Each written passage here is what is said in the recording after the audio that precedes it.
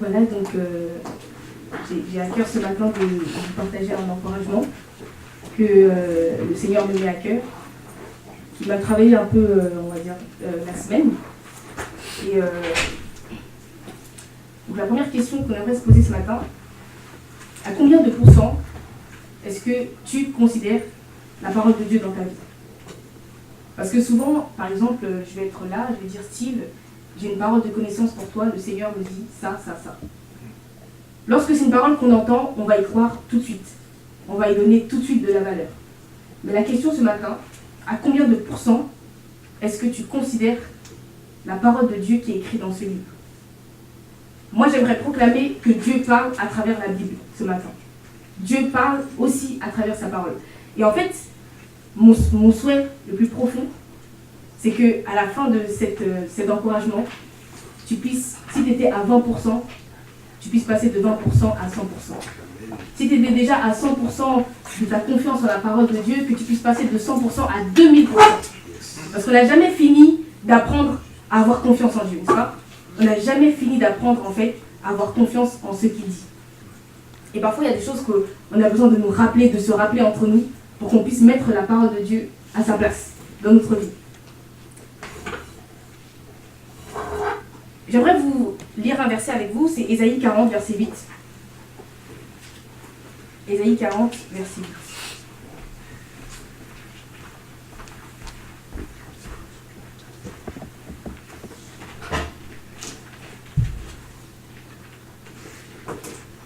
Si quelqu'un l'a trouvé, il peut nous lire Ésaïe 40, verset 8.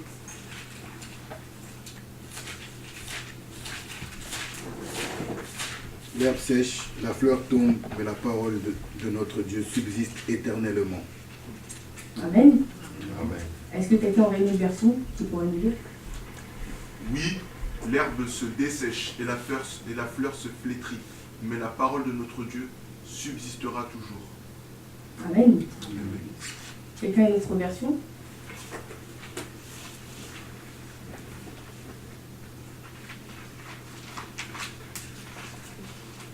Je lis dans la mienne. L'herbe sèche, la fleur se fane, mais la parole de notre Dieu subsistera toujours. Maintenant, j'aimerais vous inviter à lire Jean 1, verset 1. Jean chapitre 1, verset 1.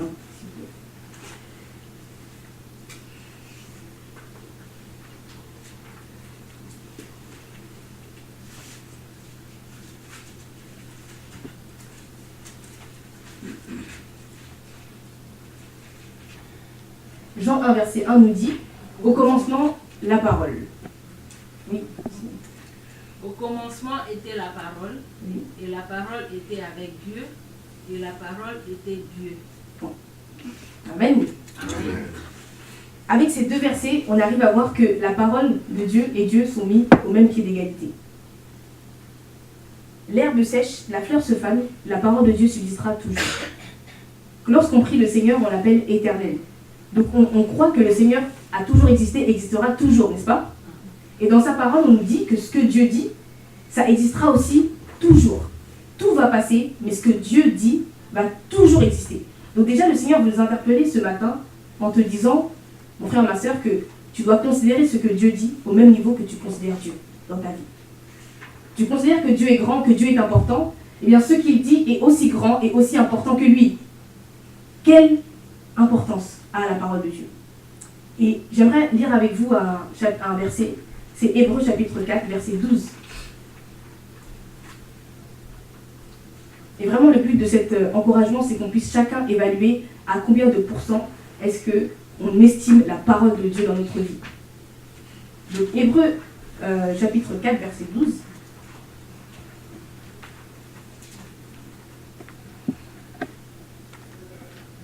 Si quelqu'un a trouvé, vous me dites. Car la parole de Dieu est vivante Point, et efficace. excusez-moi. Merci. On va juste s'arrêter là d'abord pour commencer. Donc on a dit, car la parole de Dieu est Vivante. est-ce qu'on peut dire ensemble? Et Vivante. la parole de Dieu est vivante. Déjà, rien que cette phrase, moi, ça m'interpelle. Je me dis, mais comment une parole peut être vivante? Comment une parole peut avoir la vie? Parce qu'on sait que, en tant qu'être humain, on nous dit même dans la science que ce qui est vivant, c'est ce qui respire. Les plantes vivent, les êtres humains vivent, les animaux vivent parce qu'ils respirent. Mais on se dit, mais comment une parole, on l'associe à quelque chose de vivant? On ne l'associe pas à un objet. C'est quelque chose de vivant. Pourtant, une parole, ça ne marche pas. Une parole, mais pourtant, la Bible nous dit que la parole de Dieu est vivante. On peut se dire, mais comment un simple mot, une simple phrase peut être vivante? Comment est-ce possible? La Bible, elle nous répond comme ça. Dieu est esprit et Dieu est vivant. Et ce qui fait que sa parole est vivante, c'est parce qu'elle est accompagnée de son esprit. Amen. Ce qui fait que la parole de Dieu est vivante, c'est qu'elle est accompagnée de son esprit. La parole de Dieu n'existe pas sans l'esprit de Dieu, et Dieu n'existe pas sans prononcer sa parole, parce que la Bible nous dit que la parole était avec Dieu et la parole était Dieu. Donc la parole de Dieu, ce que Dieu dit, doit être au même pied d'égalité que Dieu lui-même. Rendez-vous compte de ce que ça fait quand on déshonore la parole de Dieu ou quand on décide de ne pas y croire. En réalité, on a affaire à Dieu lui-même. Une parole n'est pas seulement matérielle, c'est l'esprit qui est derrière cette parole qui la rend vivante. Et la réponse, c'est Jésus qui nous la donne lui-même dans Jean chapitre 6, verset 63. Si quelqu'un a Jean chapitre 6, verset 63, il peut nous lire cette parole.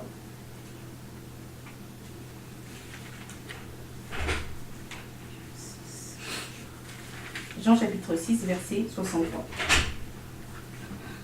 C'est l'esprit qui vivifie, la chair ne sert de rien. Les paroles que je vous ai dites sont esprit et vie. Amen. Quelqu'un a une autre version? Donc Jean chapitre 6, verset 63. C'est l'esprit qui fait vivre, l'homme n'arrive à rien. Les paroles que je vous dis sont esprit et vie. Amen. Amen. C'est qui? Qu'est-ce qui fait vivre? Selon ce verset, C'est l'esprit. c'est l'esprit qui fait vivre. Voilà pourquoi la parole de Dieu est vivante, c'est parce qu'elle est associée à son esprit. L'homme n'arrive à rien. L'homme que nous sommes, si on n'était pas spirituel, en fait, on ne pourrait pas exister. Dieu a insufflé son esprit en nous, c'est ce qui fait qu'on a la vie. Dieu est esprit et il est vivant. Ce qui sort de sa bouche est aussi esprit. Voilà pourquoi la parole de Dieu doit être aussi importante que Dieu dans notre vie. Quand Dieu dit une chose, c'est automatiquement associé à son esprit. Donc les deux sont indissociables. Mais la question qu'on aimerait se poser, est-ce que moi, je considère ce que Dieu dit au même niveau que je considère Dieu? Est-ce que je fais une différence entre ce que Dieu dit et entre la personne de Dieu? On peut continuer Hébreux 4, verset 12, excuse-moi. Hébreux 4, verset 12, la suite. Et efficace, plus tranchante qu'une épée, quelconque à deux tranchants, pénétrante jusqu'à partager âme et esprit, jointure et moelle, elle juge les sentiments et les pensées du cœur. Amen. Amen. La parole de Dieu est efficace. Non seulement elle est vivante, mais en plus, quand elle agit avec efficacité. Elle est plus tranchante qu'une épée à double tranchant et elle sépare âme et esprit. Est-ce que là, on a parlé que la parole de Dieu agissait sur le corps humain? Non. La parole de Dieu agit dans le domaine spirituel de notre être. Amen. Parce que la parole de Dieu agit dans l'âme et dans l'esprit. La parole de Dieu est esprit. La parole de Dieu est vie. C'est ce que Jésus nous dit. Et ce matin, la question, à quel niveau est-ce que j'estime la parole de Dieu dans ma vie? Est-ce que je l'estime autant que Dieu? Ou est-ce que j'y vois une différence? Elle juge même les sentiments de ton cœur et les pensées qui sont au plus profond de toi. J'aimerais vous inviter encore à lire Matthieu 24, verset 35, qui nous parle encore de cette dimension de la parole de Dieu pour que notre esprit puisse vraiment comprendre à quel point la parole de Dieu est puissante. Matthieu 24, verset 35.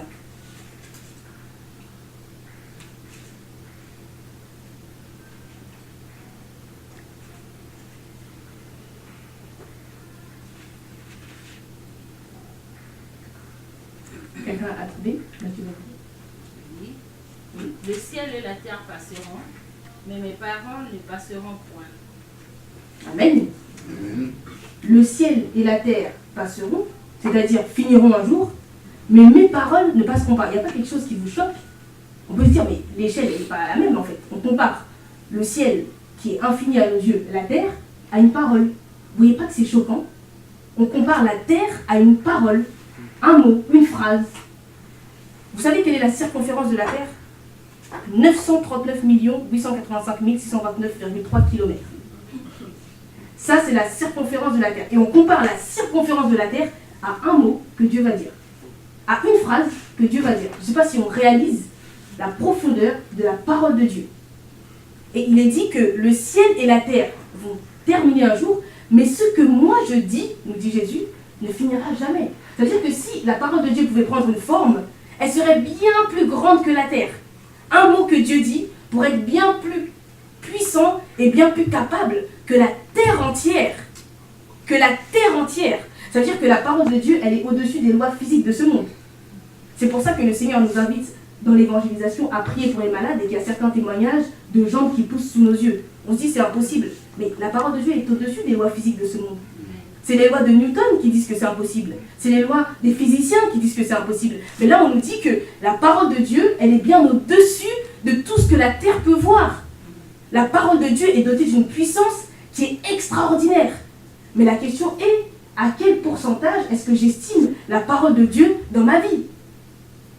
Même la chose la plus grande et infinie ne peut résister face aux paroles de Dieu. Face aux paroles de Dieu. Maintenant, on voit que la parole de Dieu est très puissante, a une grande capacité. Mais imaginez-vous, notre cerveau, il est tellement petit. On se dit, mais comment une parole si puissante va réussir à entrer en nous et à faire de l'effet? Comment une parole qui est bien plus grande que la circonférence de la terre va réussir à entrer dans notre cœur et faire de l'effet? On se dit, mais c'est impossible. Il faudrait que la parole se fasse petit, n'est-ce pas? Mais est-ce que la parole de Dieu peut se rapetisser à notre niveau? Parce que Dieu est Dieu. Dieu est grand. C'est à nous de laisser de la place à cette parole. Mais comment on va laisser la place? Avec quelle puissance? Celle de la foi. C'est celle de la foi qui va laisser à la parole de Dieu la place dans notre vie parce qu'elle est trop grande. Notre esprit, il est trop petit. Notre cerveau est trop petit pour contenir ce que Dieu peut dire dans notre vie. C'est pour ça que la parole de Dieu agit sur le plan spirituel. Elle est esprit. Elle parle à notre esprit. Elle ne parle pas à ton corps. Elle ne parle pas à ton intelligence, ton cerveau. Mais elle parle à ton esprit, à ton âme. Et c'est seulement là qu'elle va pouvoir produire de l'effet. Et en fait, croire en cette parole, pas avec son intelligence, mais avec son esprit, son âme, car la parole de Dieu agit dans le domaine de l'esprit. Croire avec son cerveau ne suffit pas pour qu'elle ait de l'effet. Amen. Croire avec ton simple cerveau, ta simple intelligence, ne suffit pas pour que la parole de Dieu ait de l'effet dans ta vie. Mais que signifie croire avec son cerveau ou avec son âme ou son esprit? Parce que la parole de Dieu est si grande et si puissante comme on l'a vu. On va prendre l'exemple d'une parole que Dieu nous dit. 1 Corinthiens 6, verset 19. Il nous dit, 1 Corinthiens 6, verset 19, l'identité qu'on a en Christ, lorsqu'on donne sa vie à Jésus, on devient quelqu'un d'autre. 1 Corinthiens 6, verset 19.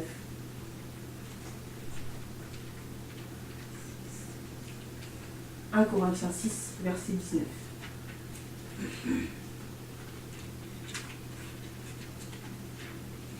Ne savez-vous pas que votre corps est le temple du Saint-Esprit qui est en vous? Amen. Je suis le temple du Saint-Esprit. À quel moment je deviens le temple du Saint-Esprit? Quand je donne ma vie à Jésus.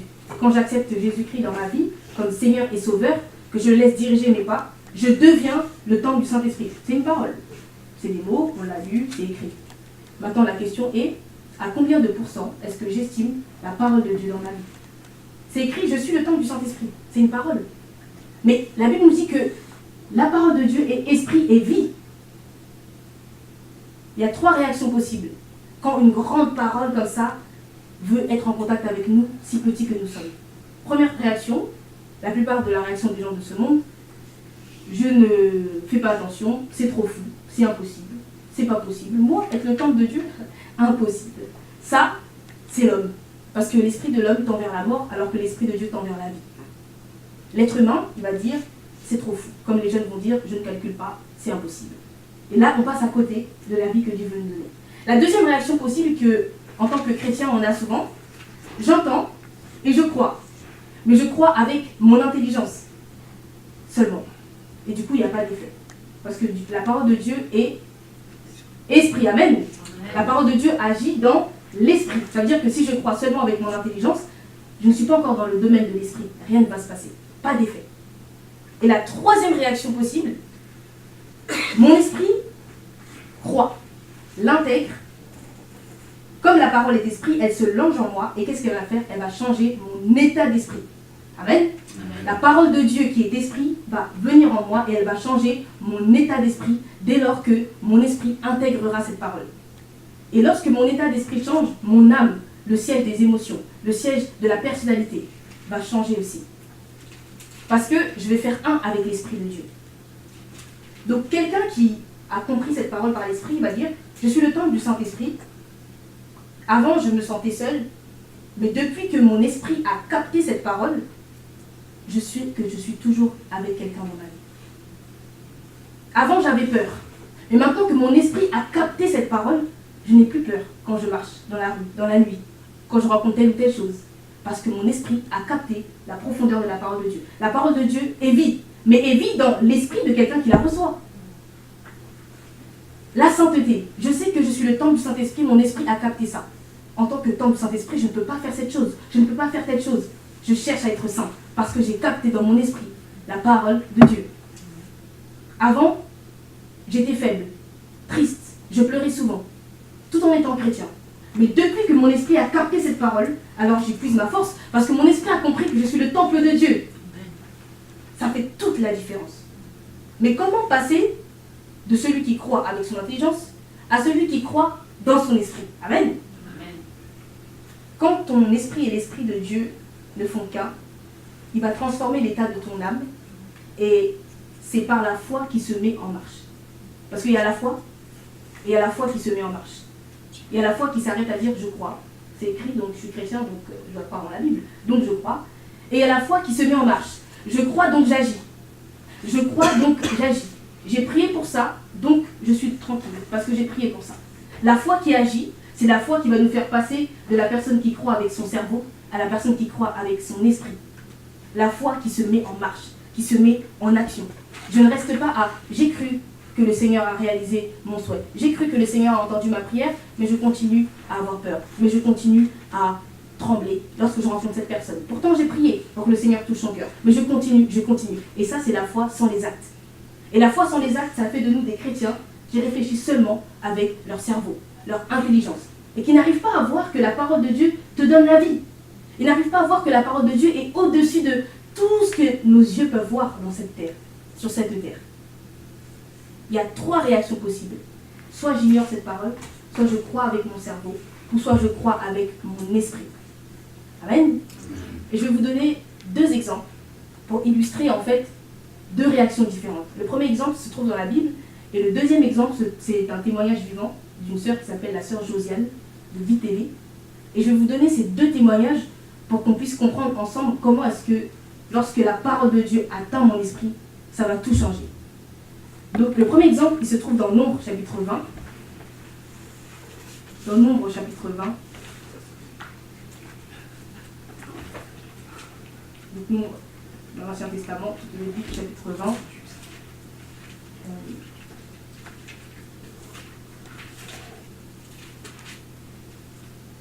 Donc le Nombre chapitre 20, on va lire les 13 versets.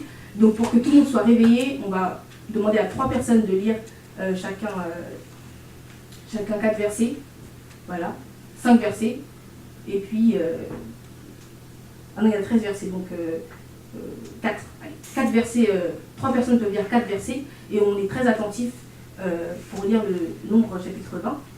Merci. Toute l'assemblée des enfants d'Israël arriva dans le désert d'Éthyle le 1er mois. Et le peuple s'arrêta à Kadé. C'est là que mourut Marie et qu'elle fut enterrée. Il n'y avait point d'eau pour l'assemblée. Et on se souleva contre Moïse et Aaron. Le peuple chercha querelle à Moïse. Ils dirent, que n'avons-nous espéré quand nos frères espérèrent devant l'Éternel? Pourquoi avez-vous fait venir l'assemblée de l'Éternel dans ces déserts pour que nous y mourions, nous et notre bétail? Amen. une autre personne qui vient à la suite, verset 5. Pourquoi nous avez-vous fait quitter l'Égypte si c'est pour nous amener dans cet endroit de malheur?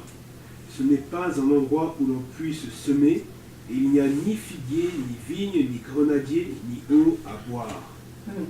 Moïse et Aaron s'éloignèrent de l'assemblée pour se rendre à l'entrée de la tente de la rencontre.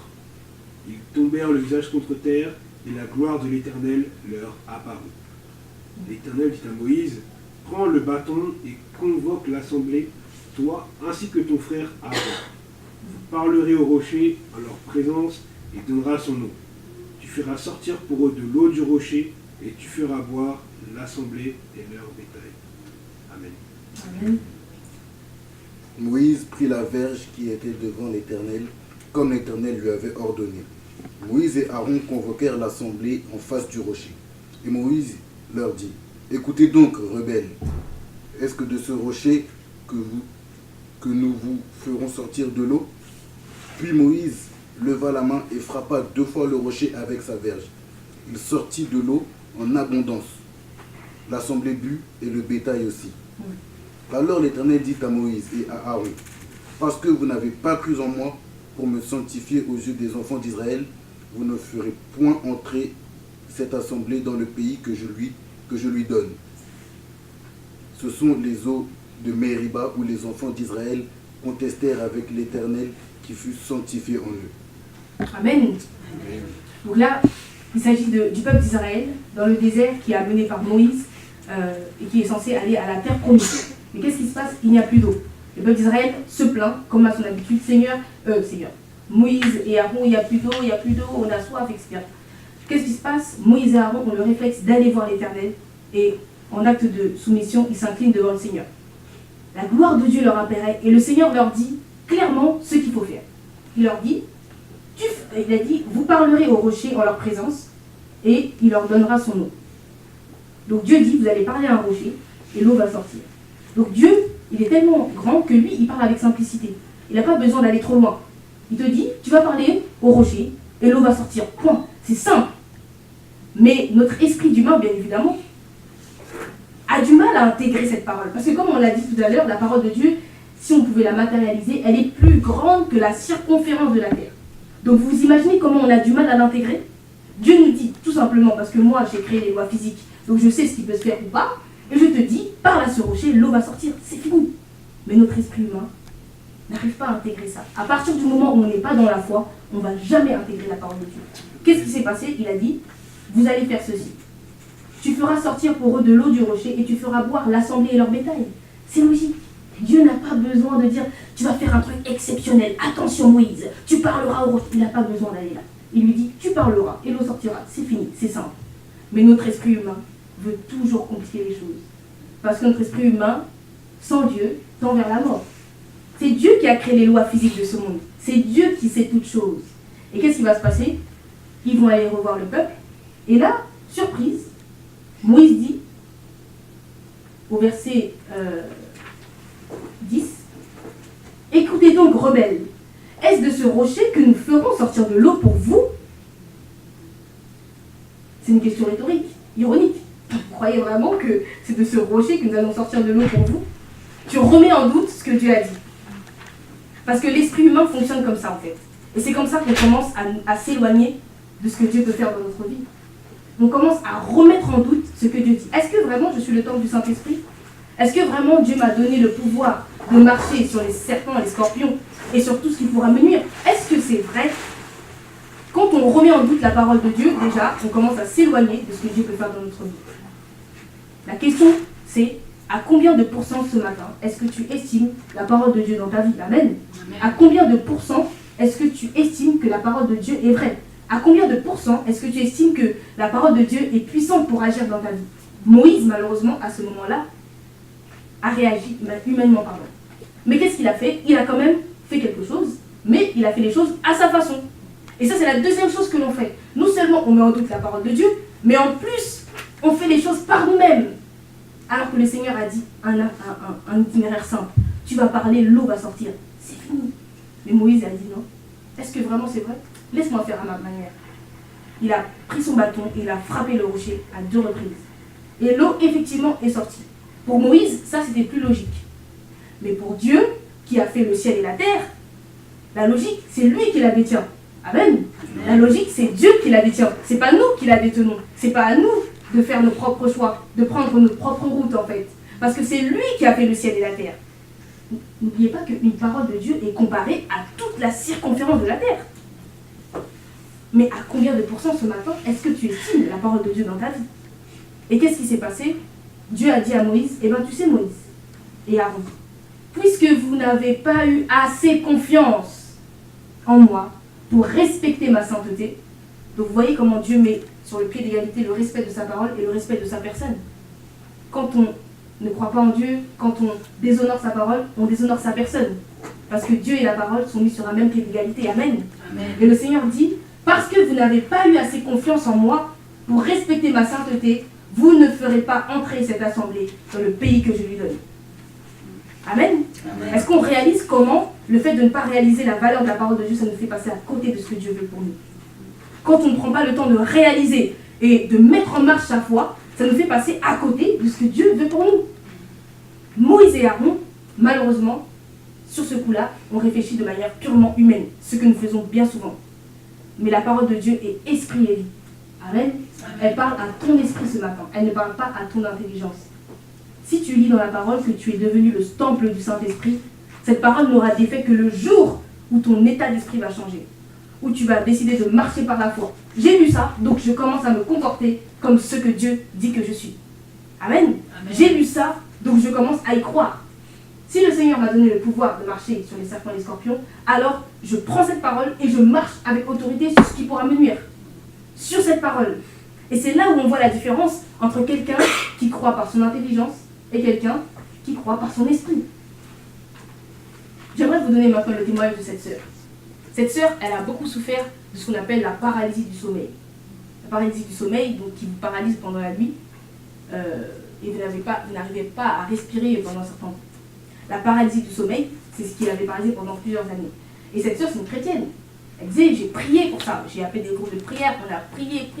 On a même chassé des démons de paralysie s'il y avait. On a pris autorité, on a fait tout ce qu'il fallait, on a prié. Mais rien ne se passait. Et elle a dit, en un jour, ce problème a été réglé. Vous savez pourquoi il a été réglé?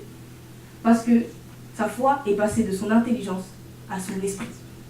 Le jour où, parce qu'elle proclamait sur Luc 10, 19 qui dit, je vous ai, on va lire Luc 10, 19, comme ça je ne parle pas dans le vent, on va bien voir que c'est Jésus qui parle et qui nous dit ça ce matin, Luc 10, 19. Luc 10, 19.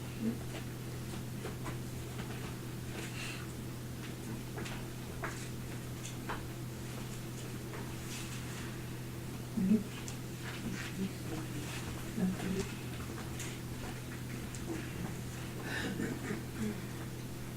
On lit.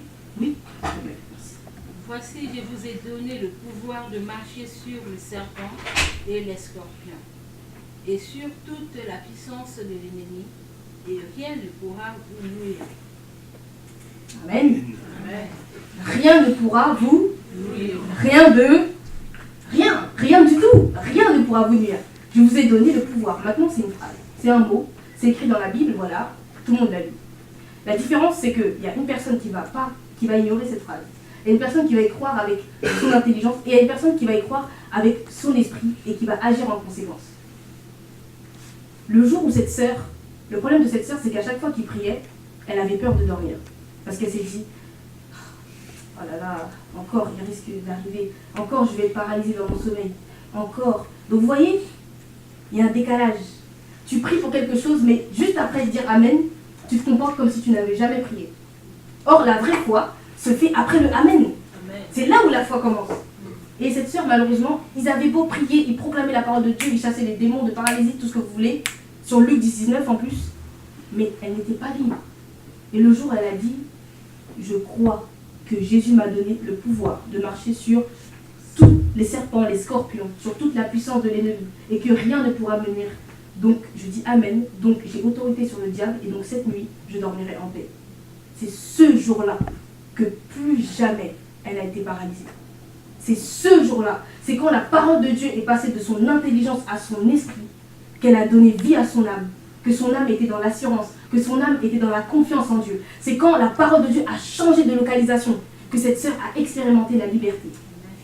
Il y a beaucoup trop de chrétiens qui sont dans des péchés récurrents, dans des péchés qui ne finissent jamais, dans des choses qui reviennent souvent. Et parfois, on peut se trouver dans cette situation et on doit se demander, alors, est-ce que c'est parce que la parole de Dieu n'est pas encore passée de mon intellect à mon esprit?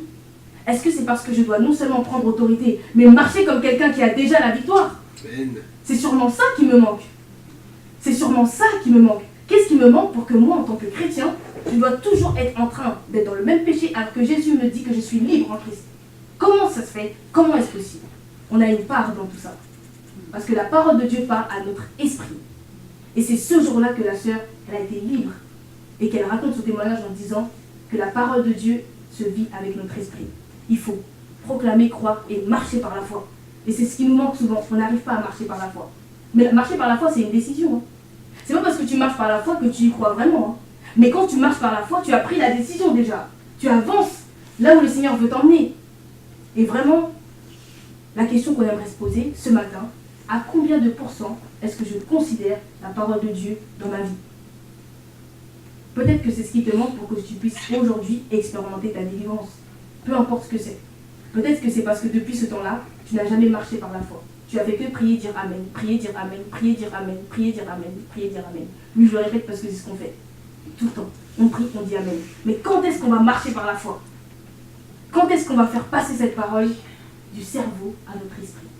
Pour que la vie qui se cache derrière la parole de Dieu puisse prendre vie en nous. Quand est-ce que? Quel est le niveau de pourcentage que tu donnes à la parole de Dieu dans ta vie? Est-ce qu'aujourd'hui, tu veux décider de lui donner plus d'importance? À toi qui es à 20%, à toi qui es à 50%, 100, est-ce qu'on peut aller plus loin avec Dieu aujourd'hui? En marchant par la foi. Donc ça, c'est la parole que le Seigneur a vraiment mis dans mon cœur durant toute la semaine. Et justement, j'aimerais vous inviter à ce qu'on puisse prier pour ça, et qu'on puisse le mettre en pratique juste après, dès qu'on va sortir en fait. Et donc du coup, je vous invite à vous lever. Et est-ce que vous pouvez vous tourner vers votre voisin? Et si votre voisin aimerait vous confier quelque chose, priez ensemble pour apporter la libération dans sa vie. C'est le moment, parce que la parole de Dieu est disponible pour ça. Vraiment, l'idée c'est vraiment de prier les uns pour les autres. Partagez-vous votre désir, ce que vous aimeriez que le Seigneur fasse de votre vie. Si vous avez du mal à marcher par la foi, c'est le moment qu'on puisse prier pour que ça puisse se faire. Si vous avez du mal à expérimenter une délivrance dans un domaine de votre vie, c'est le moment de faire en sorte que ça devienne réel. Même si la personne ne vous confie pas, dis Seigneur, je te présente ma sœur, tu la connais. Tu sais Seigneur ce qui est difficile pour elle. Je prie qu'aujourd'hui elle soit libre. Qu'aujourd'hui elle apprenne à marcher par la foi. Voilà, on peut. N'hésitez pas à même prendre une personne à côté de vous et de prier pour elle. Si elle veut vous confier son sujet, gloire à Dieu. Sinon, le Seigneur sait toutes choses. Mais voilà, on n'est vraiment pas là pour se juger. On est là pour amener les personnes à la liberté. Les enfants de Dieu à la libération totale. Amen. Donc si tout le monde a trouvé son partenaire, voilà, moi je vais venir. Et puis, tout le monde a quelqu'un qui peut prier pour lui. C'est bon? C'est bon? Très bien. Donc voilà, je vous invite à parler, discuter, si vous pouvez partager votre sujet. Et ensuite, on prie tous ensemble que ce matin, les chaînes tombent dans cette église. Amen. Yes. On va prier. Voilà, parler entre vous et puis